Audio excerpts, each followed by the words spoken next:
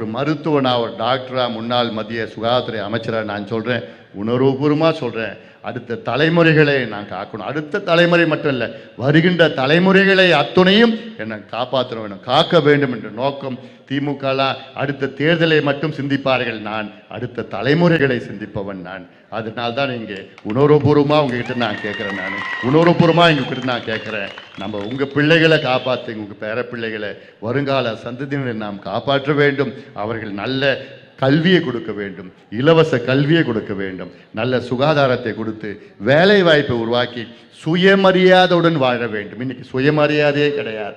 சுயமரியாதை மண் இந்த மண், தமிழ்நாட்டு மண். ஆனால் சுயமரியாதையே கிடையாது. ஒரு பக்கம் குடி, ஒரு பக்கம் போதையில், ஒரு பக்கம் வேலையில்லா திண்டாட்டத்தில் இருக்கின்ற மக்கள். எவ்வளோ கெப்பாசிட்டி, எவ்வளோ வாய்ப்புகள் தமிழ்நாட்டில் இருக்கிறது.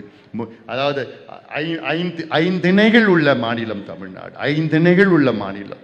அப்படிப்பட்ட 5 திணைகள் இருக்கின்ற மாநிலத்தை நாசப்படுத்தி கொண்டிருக்கின்றீர்களே திமுக.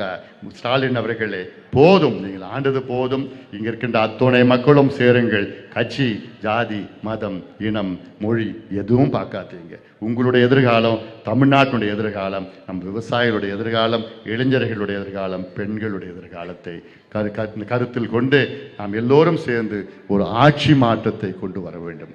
ஆட்சி மாற்றத்தை உங்களால் முடியும். குறிப்பாக என் தம்பிகளால், என் தங்கைகளால் நிச்சயமாக முடியும்.